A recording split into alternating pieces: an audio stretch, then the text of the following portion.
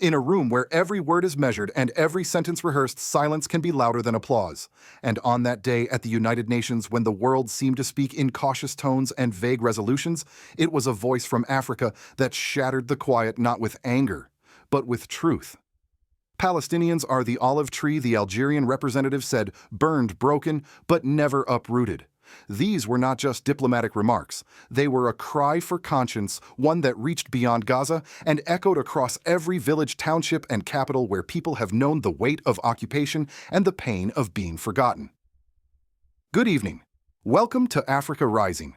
Tonight we bring you a story that didn't dominate headlines, but will in time be remembered as a turning point. A story not about policy, but about principle. Not just about Palestine, but about power, who speaks, who stays silent, and what happens when Africa finds its voice again. At the heart of this story is a bold speech at the UN General Assembly delivered by the head of Algeria's parliament that stunned Western diplomats and inspired millions across Africa. In that moment, he not only condemned the suffering in Gaza but praised the courage of one-man President Ibrahim Traoré of Burkina Faso as the embodiment of a continent rising with dignity, not dependence. So tonight we ask, can Africa still lead with moral clarity when the rest of the world stays silent? And will the voices that once whispered in colonial shadows now speak loudly for justice from Gaza to Ouagadougou? If this speaks to something in your heart, something you've long hoped Africa would one day reclaim, please stay with us. Share this video if you believe that truth must be louder than power, and subscribe if you believe that the age of silence is over. The United Nations General Assembly, that grand hall in New York, where flags from every corner of the world flutter beneath golden lights, had seen thousands of speeches in its long history. But on this day, it witnessed something rare, a speech not crafted to please or to posture, but to pierce. Taking the podium was not a superpower, not a Western diplomat, but a parliamentary leader from Algeria. His presence alone was striking, his tone calm but uncompromising, his words measured but searing. He began not with pleasantries, but with a declaration: Africa is no longer asleep. In a chamber often filled with euphemisms, this statement landed like thunder. No metaphors, no doublespeak, just a direct reminder that the continent long treated as a recipient of history was now ready to shape it. Then came the pivot. The Algerian leader turned toward a man not even present in the room, President Captain Ibrahim Traoré of Burkina Faso, and offered him a tribute few African leaders have ever received in such a global setting. In President Ibrahim, he said, we see the face of a continent that has chosen dignity over dependence. It was more than flattery. It was a declaration that something fundamental had changed, that the face of African leadership was no longer defined by compromise or compliance, but by courage. He called Traoré a son of Sankara, referencing Thomas Sankara, the revolutionary icon of the 1980s, who inspired millions across Africa before being assassinated for daring to dream of sovereignty and social justice. But this was no mere history lesson. The Algerian speaker outlined exactly why Traoré deserved that praise: the expulsion of French troops from Burkina soil, the reclamation of gold, phosphate, and manganese mines once controlled by foreign companies, the establishment of military control independent of NATO or Western backing, the forging of new partnerships with nations like Bangladesh not based on debt or conditionality but on mutual respect, and the bold call for Pan-African unity even in the face of isolation or pressure from international institutions. This wasn't just a tribute, it was a blueprint, a political manifesto delivered not by Burkina Faso itself but by another African state, a sign that this was no longer about a single leader, but a movement crossing borders. And then the challenge. The Algerian representative posed a question to the chamber, not with words, but by implication. If one of the poorest nations in the world can stand up and reclaim its dignity, what excuse do the rest of us have? This was not a speech for applause. It was a mirror held up to the African Union, to ECOWAS, and to the quiet diplomats who too often look to Paris or Washington before looking inward. And it was personal, because every African watching, from a farmer in Mali to a student in Johannesburg, understood the stakes. They've seen what dependence looks like: ghost towns around abandoned mines, IMF deadlines, choking public services, and foreign troops stationed without consent. In this context, Traoré wasn't just a president. He was a symbol of what could be reclaimed and what must no longer be tolerated. But more than anything, the speech redefined leadership. It said in no uncertain terms, we no longer need to ask permission to defend our people. That one sentence carried centuries of history. From the Berlin Conference to the Bretton Woods institutions, Africa has been expected to negotiate its dignity, to soften its truth, to wait. That era, the Algerian leader declared, is over. Inside the UN chamber, the mood shifted. Some delegates nodded, others stiffened. Western ambassadors glanced at each other, perhaps unsure of how to respond. But in the galleries, among the African observers and journalists, there were tears and pride. Because for the first time in a long time, a voice from Africa was not seeking sympathy, it was commanding respect. We know occupation. We know apartheid. The chamber was still reeling from Algeria's full-throated endorsement of Captain Ibrahim Traoré when the speaker shifted gears. He paused, not out of hesitation, but to summon something deeper. And then slowly, he turned toward a region half a world away from Ouagadougou, yet bound by history and suffering. Mr. President, he began again, his voice low but unwavering, how can we speak of international justice when children in Gaza are bombed, when journalists are silenced, when an entire population is treated as less than human? A hush fell over the room. It wasn't just the words, it was the truth they carried. This was the moment. The speech that began as a Pan-African affirmation had become a global indictment.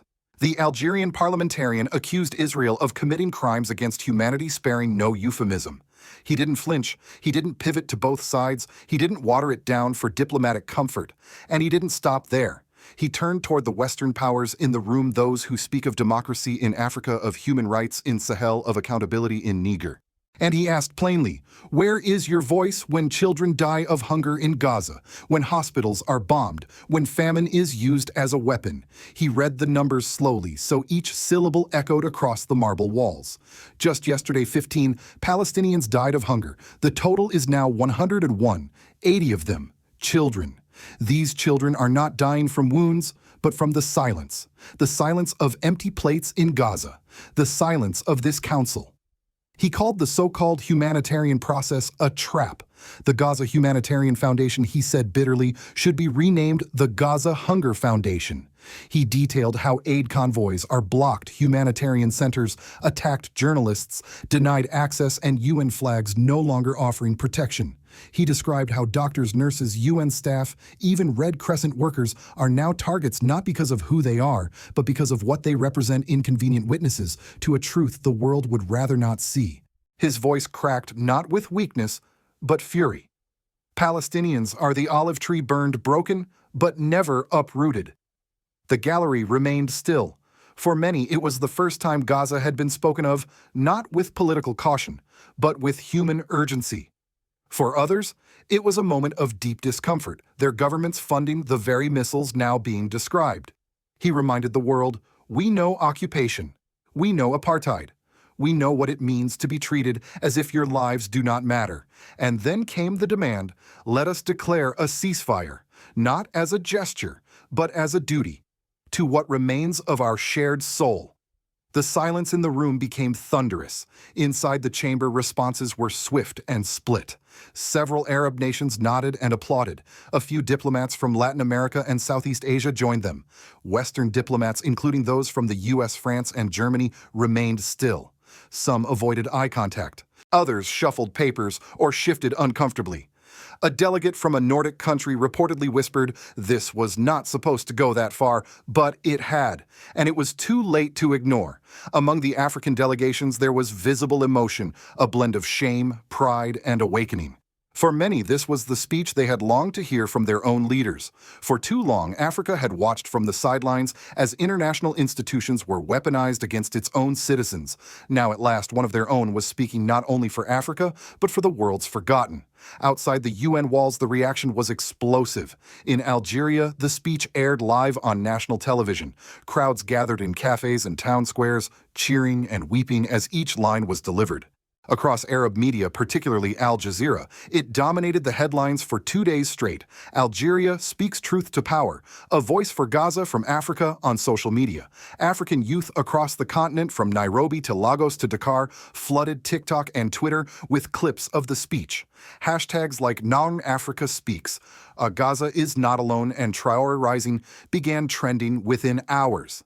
In Burkina Faso, several civil society groups issued a statement thanking Algeria for seeing us, for standing with us, and for reminding the world that we are not alone. And in Gaza, a Palestinian journalist, one of the few still reporting from within, posted, "Simply Algeria spoke for us today, and Africa remembered." What made this speech different wasn't just what was said, but who said it. It wasn't a global superpower. It wasn't a nation seeking approval or funding.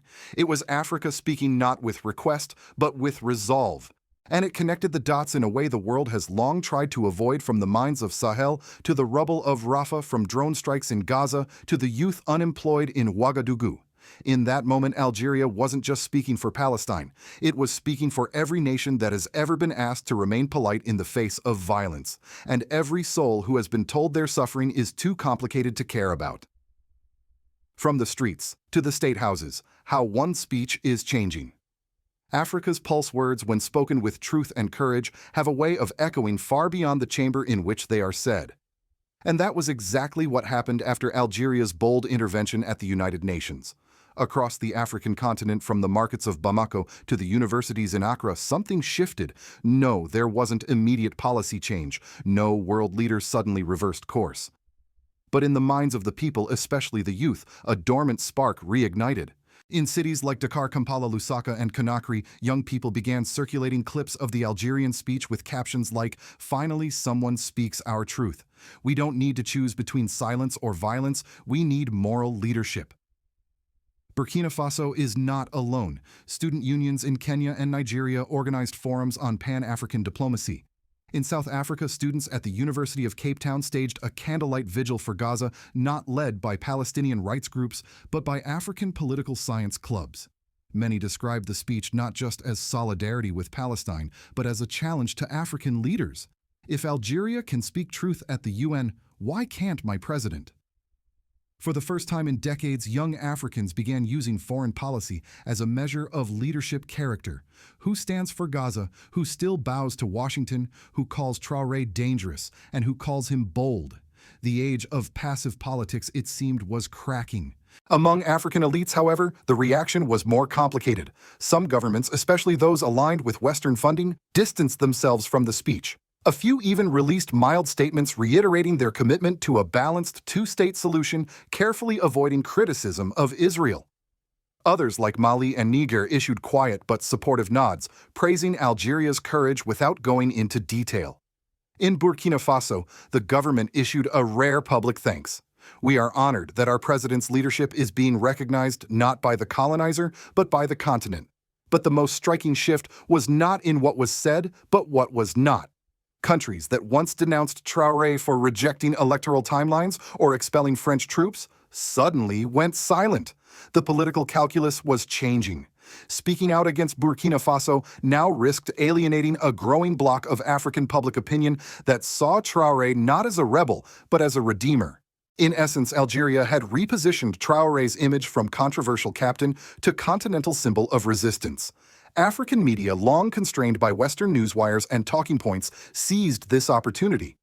Pan-African outlets such as African Narrative Saudi Africa and the Black Post ran features with headlines like "Algeria Speaks," "Africa Listens," "Traoré isn't alone anymore."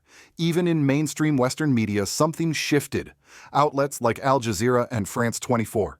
Afrique acknowledged the speech, though cautiously.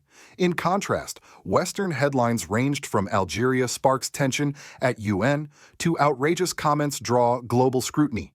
But the damage, or the truth, was already out. For every filtered CNN clip, there were millions of unfiltered TikTok uploads, Instagram Reels, and WhatsApp forwards replaying the full speech with subtitles in Swahili, Hausa, French, and Arabic. Truth, it seemed, no longer needed the old pipelines to travel. The African Union, long criticized for its silence, was now under pressure.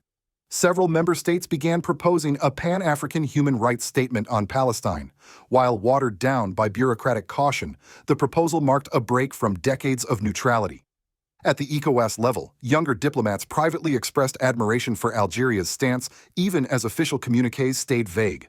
More significantly, a coalition of civil society groups across 5 countries submitted a joint letter demanding that African leaders review all military and diplomatic ties with nations involved in the Gaza conflict. The letter ended with a simple phrase, now widely quoted: "Our foreign policy must reflect our moral history, not our financial fears." It may take months, even years, to measure the full effect of Algeria's speech. But one thing is already clear: the old script of diplomacy where Africa asks and waits is being rewritten. The new one speaks with fire, not apology. And leaders like Traore, once dismissed as reckless, are now being reframed as the moral center of a continent that has too long been defined from the outside. The political consequence of Algeria's words? It was not a policy. It was a permission for Africa to speak, and across capitals and cafes, campuses and mosques, it is doing just that. In Washington, the Algerian speech landed like a quiet tremor, not front-page news, but not ignored either. Inside policy circles, analysts were already taking note. A senior fellow at a DC think tank put it bluntly in an off-record briefing: "What Algeria just did, it's more dangerous than any weapons shipment, because it speaks to moral legitimacy, and we're not winning that anymore." The U.S. State Department issued no official statement, choosing silence, a common tactic when uncomfortable truths are spoken. But behind closed doors, the concern was clear. Africa, once considered the diplomatic periphery, was now making moral headlines. For decades, the West had relied on a predictable rhythm: aid in exchange for influence, military training in exchange for loyalty, quiet diplomacy in exchange for silence. But this speech from Algeria and the celebration of Ibrahim Traoré signaled a break in that rhythm. The problem wasn't just what was said about Israel or Gaza. The deeper discomfort was in the reshaping of global alliances. Burkina Faso turning to Bangladesh for trade, Algeria aligning itself with Traoré's defiance, African leaders rejecting the idea that democracy means elections supervised by Paris or Washington. To many Western policymakers, this wasn't just a speech, it was a redrawing of moral geography. Elsewhere in the world, the speech sparked solidarity and resonance. In Latin America, leaders from Bolivia and Colombia praised Algeria's moral courage. In Asia, writers in Indian and Indonesian outlets drew parallels between their own colonial pasts and the African-Palestinian narrative. It became increasingly clear the Global South was listening, and it was beginning to speak back not in slogans, but in strategy. For the American public, especially those who still believe in truth, in justice, in the idea that power should serve people, the question is sobering. If Africa is speaking up for Palestine and Algeria is defending moral law at the UN, then where do we stand? And what kind of leadership, if any, are we truly offering the world? What we witnessed at the United Nations was not just a speech, it was a signal that the days of silent submission are ending. That Africa, long portrayed as the world's recipient, is becoming its reminder. A reminder that justice isn't a Western invention, that truth doesn't require translation, and that silence in the face of suffering is not diplomacy, it is complicity. When the Algerian parliamentarian spoke of the olive tree in Gaza burned but never uprooted, he was not just speaking of Palestine. He was speaking of Burkina Faso, of Mali, Niger, and Algeria, of every nation still clawing its way back from centuries of erasure. But he was also speaking to us here in the West, to those who believe that democracy means dignity, not just ballots, to those who remember what moral clarity sounds like, to those who wonder why, in the face of genocide, the most honest words come not from Washington, but from Algiers. This moment should unsettle us, because if Africa is rising with principle, and if the Global South is uniting with purpose, then the West must decide: will we remain spectators to suffering, or will we stand finally not as saviors, but as listeners, partners, equals across townships and timelines, across mosques and marketplaces? Young Africans are listening to each other now, not to those who once ruled them. And they're asking, who will speak when we do? Who will answer when we rise? So we leave you with this. Do you think President Ibrahim Traoré's leadership reflects a turning point for Africa, or is the world still too afraid of a continent that speaks with fire instead of fear? If this story stirred something in you, if it reminded you that truth doesn't need permission, please share it. Subscribe if you believe that Africa should no longer whisper but lead. Because this is more than news. It's our voice, our vision, our narrative,